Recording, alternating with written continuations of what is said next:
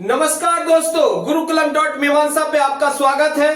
आज मैं फिर से आ गया हूं फ्यूचर परफेक्ट कंटिन्यूअस टेंस लेके, और इसमें हम लोग आज चर्चा करेंगे इंटेरोगेटिव सेंटेंस के ऊपर। इसमें हम लोग समझेंगे फ्यूचर परफेक्ट कंटिन्यूअस टेंस में इंटेरोगेटिव सेंटेंस का स्ट्रक्चर कैसे बनता है, हिंदी में हम इसे कैसे रिकॉग्नाइज करेंगे, इंग्लिश में हम इसे कैसे रिकॉग्नाइज करेंगे, और हम लोग ये भी समझेंगे कि इंटेरोगेटिव सेंटेंस कितने प्रकार के होते हैं। जैसा कि आपको पता है, इंटेरोगेटिव सेंटेंस मुख्यतः दो प्रकार के होते हैं, यस नो इंटेरोगेटिव सेंटेंस और दूसरा होता है WH इंटेरोगेटिव सेंटेंस।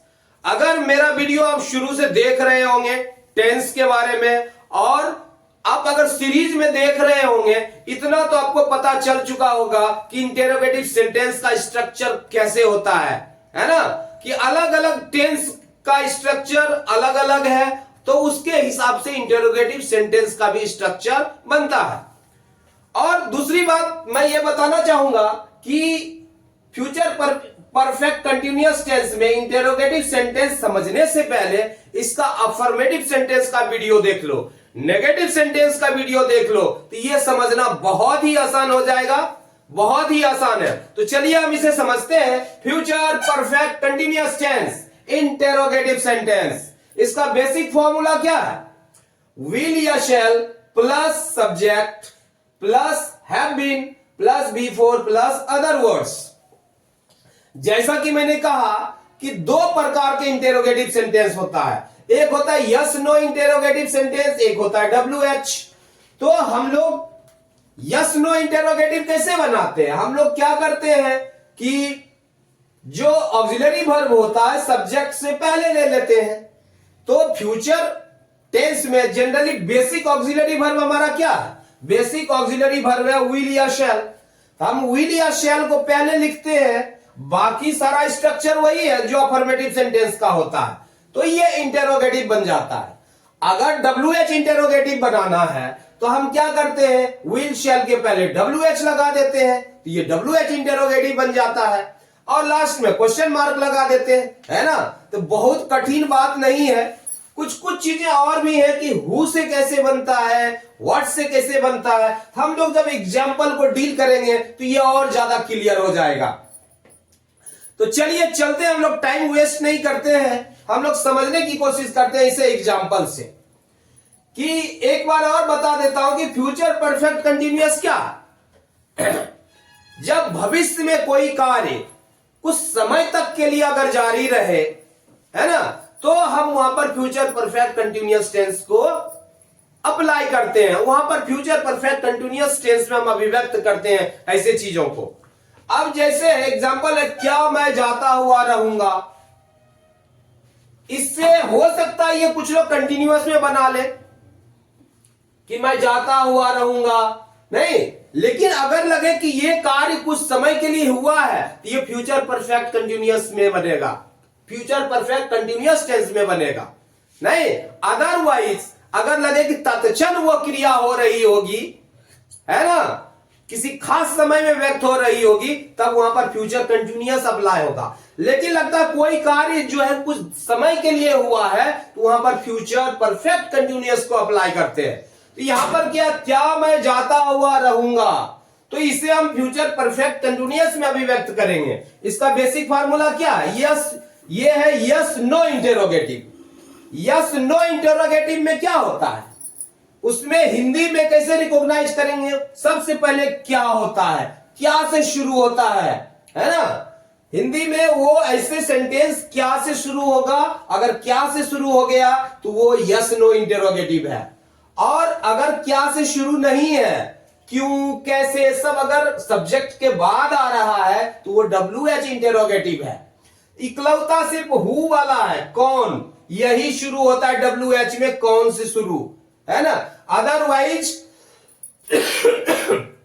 WH वाले सारे सेंटेंस में क्यों कैसे कहां क्यों सब सब्जेक्ट के बाद ही आता है, तो वो सब WH होता है। तो ये बहुत ही आसान है समझना कि यस नो क्या से शुरू होता है, और WH जो है उसमें क्यों कैसे वो हमेशा सब्जेक्ट के बाद आता है।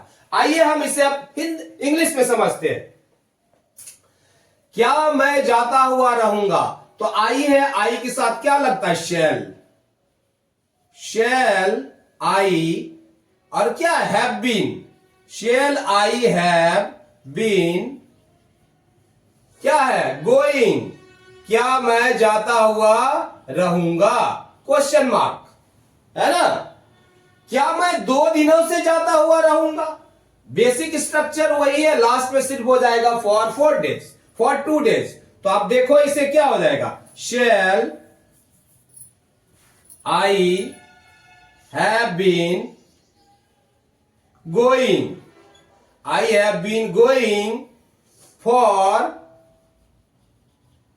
2 डेज, 2 डेज। अब जैसा क्वेश्चन मार्क, जैसा कि मैंने कहा कि 2 दिनों से, तो ये क्या हो गया, इसको कहते हैं पीरियड ऑफ टाइम, मतलब 2 दिन का एक दरमियान है, वक्त लगा, है ना। एक होता है पॉइंट ऑफ टाइम, जैसे शनिवार से, तो वो पीरियड ऑफ टाइम कितना दरमियान नहीं पता, लेकिन शनिवार से शुरू हुआ, कब से शुरू हुआ, किस पॉइंट से शुरू हुआ ये क्रिया, वो बता रहा है कि शनिवार एक पॉइंट दिन बना दिया गया, वहां से शुरू हुआ, है ना। इसीलिए इसको कहता है पॉइंट ऑफ टाइम, और इसको कहता है पीरियड ऑफ टाइम। तो परफेक्ट कंटिन्यूअस में किसी में भी, तो ये तो बहुत ही आसान है कि अगर पीरियड ऑफ टाइम रहे, अगर पॉइंट ऑफ टाइम रहे, ये परफेक्ट कंटिन्यूअस टेंस है ना। लेकिन ये फ्यूचर में है, रहाऊंगा, है ना। हिंदी में हम कैसे रिकॉग्नाइज करते हैं कि लास्ट में हुआ, ता रहूंगा, ते रहेंगे, आदि रहेगा, तो इसे फ्यूचर परफेक्ट कंटिन्यूअस कहते हैं। अब आगे हम समझते हैं, क्या मैं शनिवार से जाता हुआ रहूंगा, तो ये कैसे बन जाएगा, shall I have been going, यहां पॉइंट ऑफ टाइम है शनिवार से, तो यहां पर क्या हो जाएगा, फ्रॉम सैटरडे। मैंने बताया था कि पॉइंट ऑफ टाइम एक होता है पीरियड ऑफ टाइम।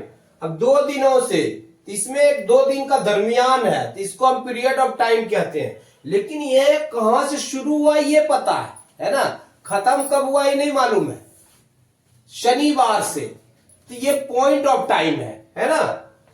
तो अब आगे देखते हैं क्या हुआ, 4 घंटों तक खेलते रहेंगे, ये भी आसान है। तो क्या हो जाएगा, इसमें हम क्या प्रयोग करते हैं, वह है, तो यहां पर विल का प्रयोग होगा, will he have been playing for 4 hours, for 4 hours, question mark.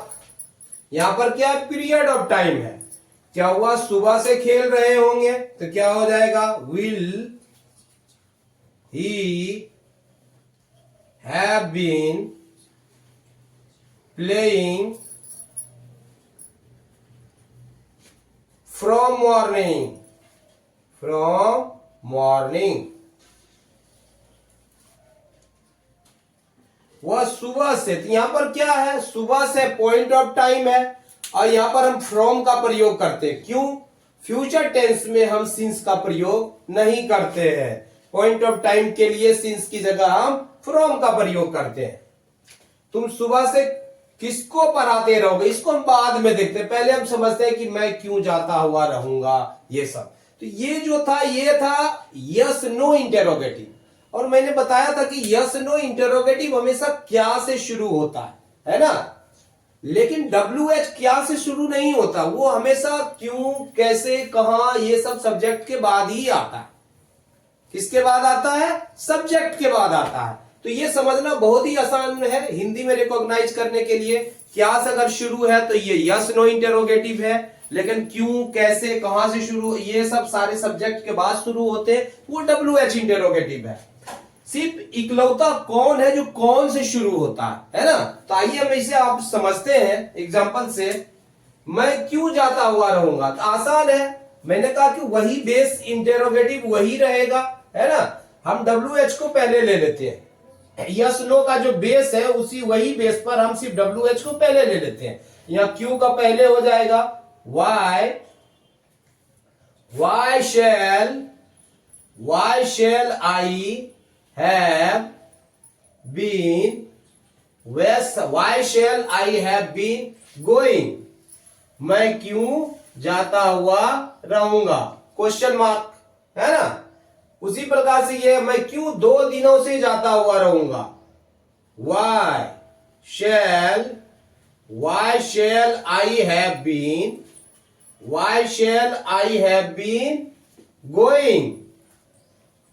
Going, 2 दिनों से, फॉर 2 डेज, मैं क्यों 2 दिनों से जाता हुआ रहूंगा, आसान है। उसी प्रकार है कि मैं शनिवार से कहां खाता हुआ रहूंगा, तो यहां पर क्या हो जाएगा, वेयर, क्या हो जाएगा, where shall I have been, where shall I have been eating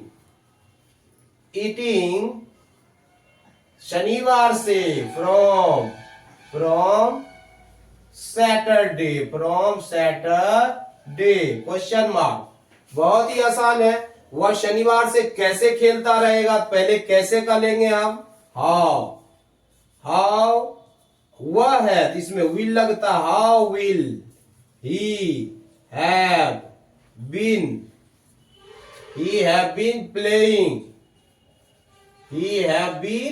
playing, क्या है, शनिवार से, फ्रॉम सैटरडे। बहुत ही आसान है। अफर्मेटिव सेंटेंस का स्ट्रक्चर क्लियर है, नेगेटिव का क्लियर है, इंटेरोगेटिव बनाना बहुत ही आसान है। हमेशा हम ऑक्सिलरी वर्ब पहले ले लेते हैं और डब्ल्यू एच इंटेरोगेटिव बनाने के लिए यस नो में ऑक्सिलरी वर्ब पहले ले लेते हैं और उस ऑक्सिलरी वर्ब के पहले डब्ल्यू एच लिख देते हैं, तो क्या हो जाता है, डब्ल्यू एच इंटेरोगेटिव बन जाता है। जैसा कि आप देख रहे हैं बहुत ही आसानी से बन रहा है, ये कहीं कोई दिक्कत नहीं है। कौन सुबह से गा रहा होगा, ये थोड़ा सा डिफरेंट है, तो हमें ये समझना पड़ेगा यहां पर क्या है, कौन है, तो यहां पर हमें सब्जेक्ट अब्सेंट है, सब्जेक्ट के ऊपर क्वेश्चन पूछा जा रहा है, कौन सुबह से गा रहा होगा, है ना। तो यहां पर हमारा सब्जेक्ट भी इंटेरोगेटिव ही आएगा। इसका स्ट्रक्चर होता है who plus will plus have been plus before. ये कैसे बन जाएगा, who will have been singing, हाँ कब से है, सुबह से है, सिंगिंग फ्रॉम मॉर्निंग, सुबह से कौन गाता रहेगा, from morning,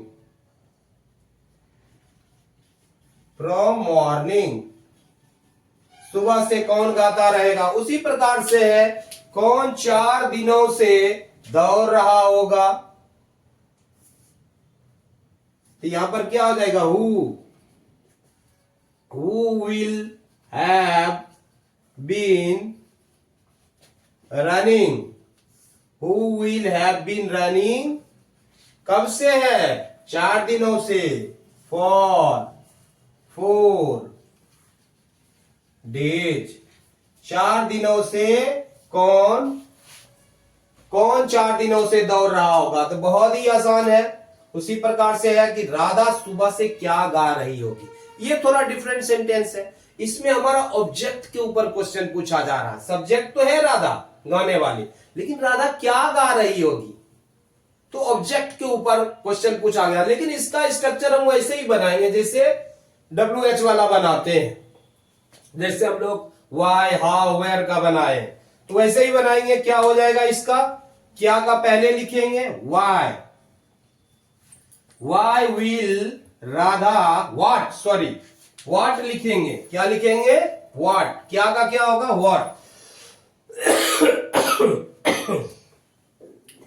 what will Radha have been have been singing from morning। Radha सुबह से क्या गा रही होगी। उसी प्रकार से है, तुम सुबह से किसको पढ़ाते रहोगे, है ना।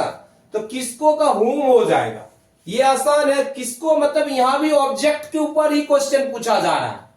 सब्जेक्ट तो है लेकिन पढ़ाना मैं किसको पढ़ाऊंगा, तो ऑब्जेक्ट पता नहीं है, तो उसके ऊपर क्वेश्चन पूछा जा रहा था। ये भी ऐसे ही बनेगा, व्हाट की जगह यहां पर हुम लगाएंगे, हुम। और यू है तो विल लगेगा, whom will you have been teaching क्या है, सुबह से, तो फ्रॉम मॉर्निंग। तुम सुबह से किसको पढ़ाते रहोगे, है ना। तो बहुत ही आसान है। ये स्ट्रक्चर बनाना इतना कठिन नहीं है। मैं बार बार बोलता हूं कि अगर फर्स्ट टाइम आप वीडियो देख रहे हो, इसका अफर्मेटिव सेंटेंस देखो। पहली बार टेंस सीख रहे हो तो फर्स्ट वीडियो से देखो, मैं वहां पर बिल्कुल सीरीज में बनाया हूं, तो आपको समझना आसान हो जाएगा। तो ये तो कुछ भी चीज नहीं है ना। उसमें मैं कई बार हर टेंस में, चाहे वो प्रेजेंट का 4 पार्ट बनाया मैंने, पास्ट का बनाया, तो सब में इंटेरोगेटिव में बताया आया हूं किस तरीके से इंटेरोगेटिव स्ट्रक्चर बनता है। तो आसान है समझना। और बार बार बोलता हूं कि जब भी आप बनाओ, आप कोई एक वर्ब को उठाओ, वो उठाओगे और उससे सारा स्ट्रक्चर बनाओ और खुद से सेंटेंस बनाओ। सोचो, कहता है ना, first imagination, then perception, then conception, है ना।